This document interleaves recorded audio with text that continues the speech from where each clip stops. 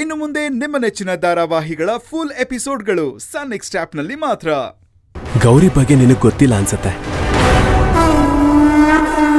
ಆದ್ರೆ ತಾಯಿ ನೀನು ಆಶೀರ್ವಾದ ಕೊಟ್ಟಿದೀಯಾ.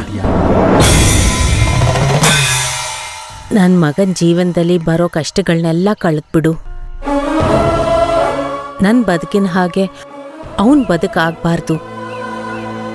ಅವನ್ ಸಂತೋಷವಾಗಿರೋದನ್ನ ನಾನು ಕಣ್ ತುಂಬಾ ನೋಡ್ಬೇಕು. ಅವನ್ ಇಷ್ಟಪಟ್ಟಿರೋ ಹುಡುಗಿ ಜೊತೆನೆ ಮದ್ವೆ ಆಗೋ ಹಾಗೆ ಮಾಡಪ್ಪ.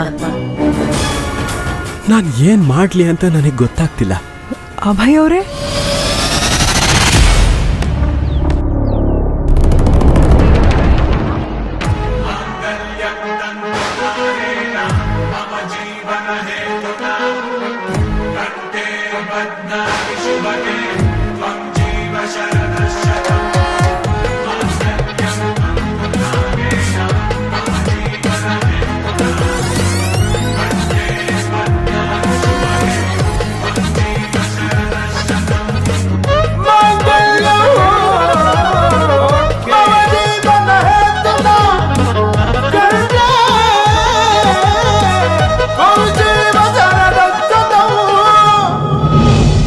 ಮಗಳನ್ನ ನೀನೇ ಕಾಪಾಡ್ಬೇಕಪ್ಪ.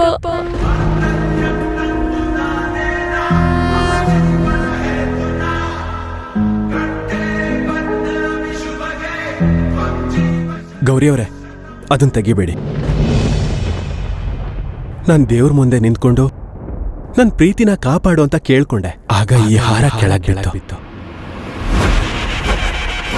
ಆದ್ರೆ ನಿಮ್ ಪರ್ಮಿಷನ್ ಇಲ್ದೆ ಈ ಹಾರನ ಹಾಕೋದ್ ಬೇಡ ಅಂತ ಅನ್ಕೊಂಡೆ.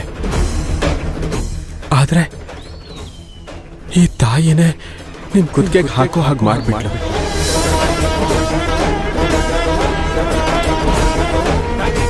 ಯಾಕೆ ಯೋಚನೆ ಮಾಡ್ತಿದ್ದೀರಾ ಗೌರಿ ಅವರೇ?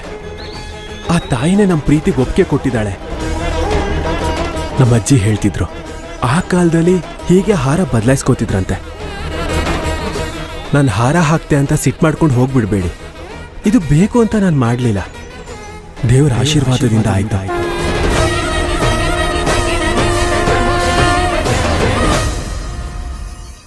ನಾನು ಸತ್ಯ ಹೇಳ್ತಿದ್ದೀನಿ, ನಿಮ್ಗೋಸ್ಕರ ನಾನು ಎಲ್ಲ ಬಿಟ್ಟು ಬಂದಿದ್ದೀನಿ.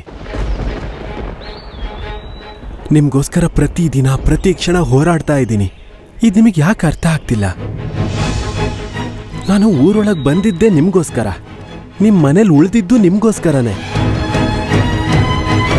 ನಮ್ಮ ಮನೇಲಿ ನನ್ನ ಮದುವೆಗೋಸ್ಕರ ಹೆಣ್ಣು ನೋಡ್ತಿದ್ರು. ಅದಿಷ್ಟ ಇಲ್ಲದೆ ಊರು ಬಿಟ್ಟು ಬಂದೆ.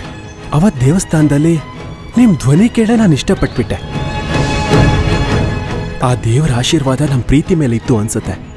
ಅದಕ್ಕೆ ನಿಮ್ಮನೆಗೆ ಬಾಡಿಗೆಗೆ ಬರೋ ಹಾಗೆ ಮಾಡ್ದ. ಇದೆಲ್ಲ ನೋಡಿದ್ರೆ ನಿಮಗೆ ಅನ್ಸಲ್ವಾ ನಮ್ಮಿಬ್ರದ್ದು ಜನ್ಮ ಜನ್ಮದ ಅನುಬಂಧ ಅಂತ? ಆದ್ರೆ ನಾನು ನಿಮಗೊಂದು ಸುಳ್ಳು ಹೇಳಿದ್ದೀನಿ.